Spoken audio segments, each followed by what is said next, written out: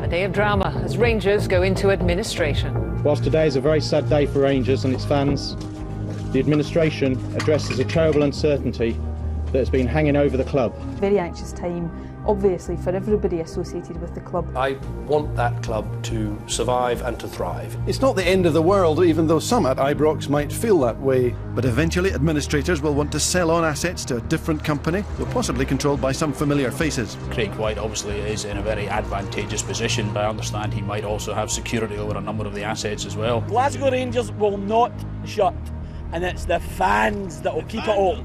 I can reassure Rangers supporters that the club will continue and can emerge as a stronger and financially fitter organisation. Lots of questions and not many answers so far as Rangers try to cope with a crisis. We're back to on-field business. Tonight you'll see all the SPL weekend action and we'll hear from former Kilmarnock and Hibs manager Mixu Patalainen, who's now in charge of the Finnish national team. First, let's reflect on another dramatic day for Rangers.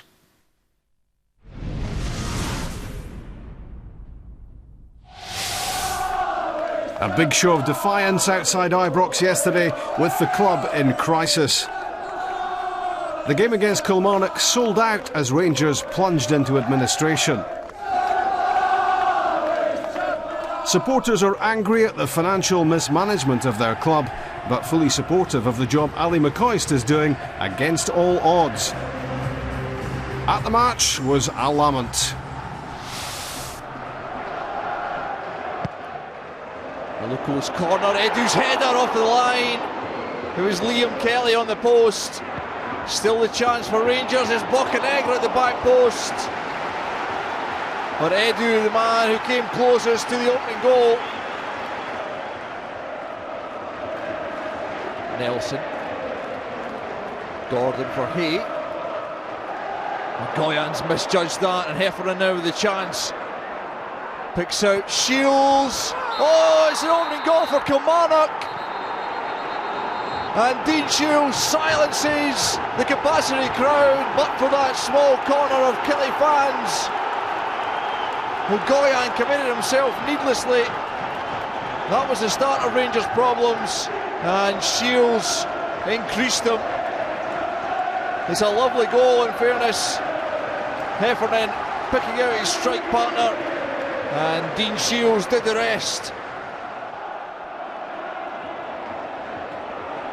Steve Davis losing out, and this is Paul Heffernan, who should really have done better there. You can tell by the look in his face that he knows that. Killie getting the break of the ball off the referee. Nice pass from Fowler, and Heffernan has to hit the target. Luko's corner.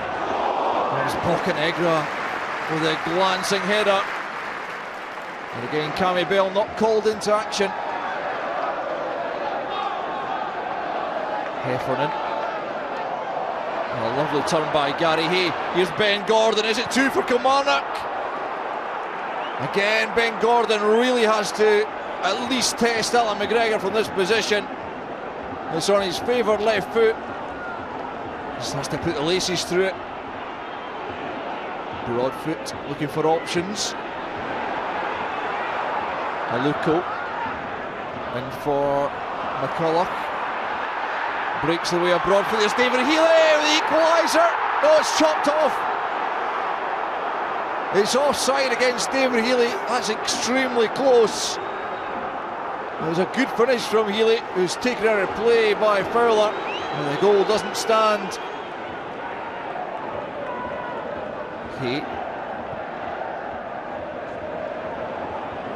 Heffernan off and running once more. Nice cut back, there's Fowler! Inches wide. There's another really good move from Kilmarnock. Heffernan with the vision to pick out the runner Fowler, who only just fails to hit the target. Rangers looking for an equaliser before half-time. It's Aluko. He's been one of the few who looks likely to provide it. Cammy Bell at the second attempt clutches the ball on the line. I think this took a little nick off Gary Hay, which caused the confusion. Bell recovers. Claimed for a handball, dismissed by the referee. Oh, Papac goes in heavily.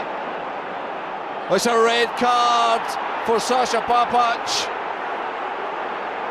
A rueful smile on the face of the Bosnian. A heavy touch there. And you can see why the red card is shown for the challenge on Liam Kelly.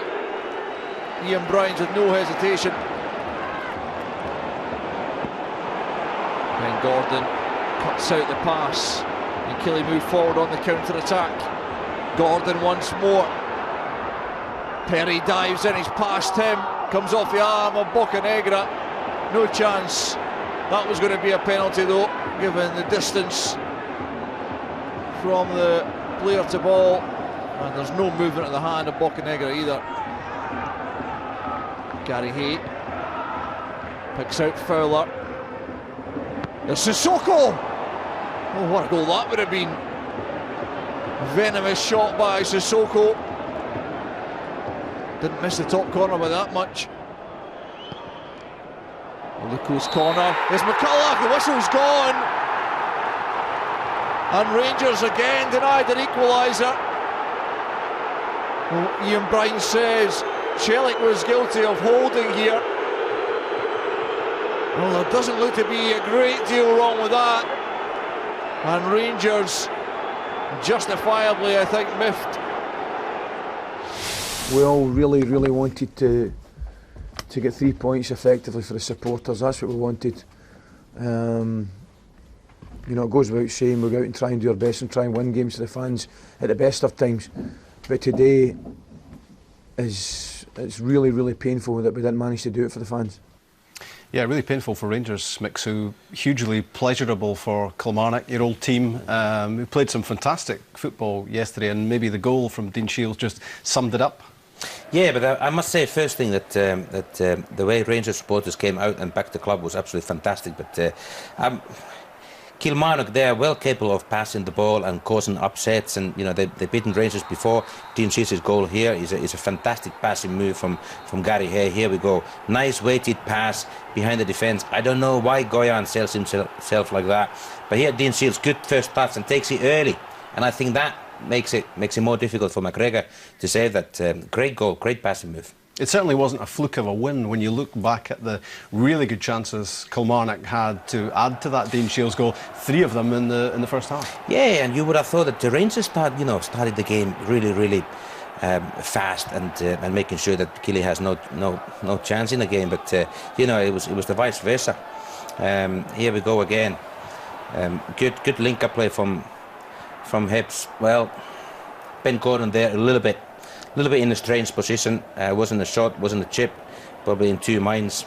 And then this is James Fowler. James Fowler's chance. You know, he's been making some fantastic runs from the midfield to the penalty box, and another opportunity there. Now Sissoko, he doesn't need to plaster. He doesn't need to put any power on that shot. Just guide it to the back corner is always in the net. But nevertheless, a bright, good passing performance from Kilmarnock again, and deserved victory. So the damage to Rangers could have been considerably worse. Disappointingly, there was a return of the sectarian singing, for which Rangers have been given repeated warnings and punishments, and they're keen to stamp it out. Some of it was directed towards referee Ian Brines, and these may be 3 reasons why. Firstly, Mixu, offside given against David Healy here. Well, from here, it looks like David Healy and Ben Gordon are level. But obviously the linesman is in better position to see that where the heel is a little bit more advanced than Ben. So that's why the goal wasn't given. Here we go, the red card. There's no question about that. You know, I think Sasa Papac knows that straight away. A little bit. I wouldn't call it red mist, but you know, it was a reckless tackle, and just as well Liam Kelly jumps there because. It was a dangerous tackle. And what was wrong with this when Lee McCulloch put the ball in the net? I can't see anything wrong with it, to be honest with you. And look, I think James Fowler's reaction is quite significant here as well. He's been told that he's been held here, and he just walks away from it like nothing. Look, these things happen at the corner kicks all the time.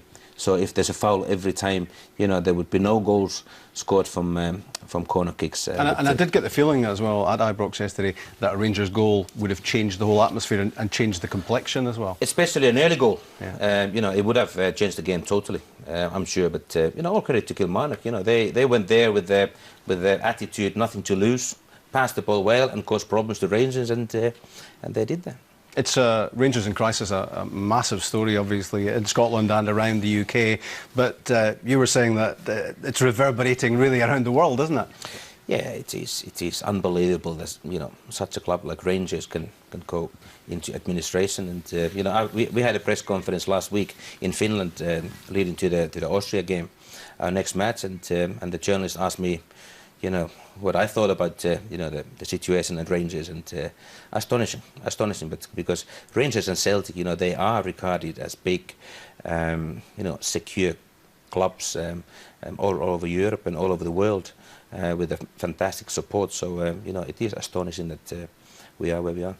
When you left Kilmarnock, you left your assistant Kenny Shiels in charge. You'll be delighted to know that he's keeping a low profile and not attracting any controversy whatsoever. Has he not done that? Well, the missing handshake here. Yes, there was quite a lot said between those two before the match, and no, Kenny's a you know, good, honest guy, and full-hearted. You know, he wants his club to do. He needs to work on his celebrations. You know, it's not quite Mourinho style yet. But no, he's got fantastic ideas about football. He's a good coach. You know, he wants to play football the right manner. And you know, we all say things sometimes that maybe we regret afterwards. But you know, all in all, Kenny's a good guy. And Kilmarnock are in the League Cup final, and that win yesterday makes it back-to-back wins against Rangers for Kilmarnock for the first time in more than 50 years. I mean, that's incredible. Unbelievable, unbelievable. To beat, you know, Old Firm twice, you know, in the season is a fantastic achievement. There's Manu Pascali's winner in the earlier match, and you know, he's been a revelation this season for the club as well. You know, such a reliable defender, and chipping in, scoring some goals as well. And could Kilmarnock be a big problem for Celtic at Hampden in a month's time?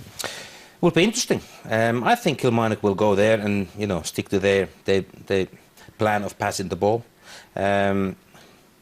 Usually the cup finals go the way they go usually is that Old Firm, they start passing it, they start dominating from the early doors, and the other team doesn't really get hold of the ball at all. But you know, it'll be interesting. You know, Kilmarnock, they were 3-0 up against Celtic at Rugby Park early in the season. They beat Rangers twice. It will be a smashing final, I hope.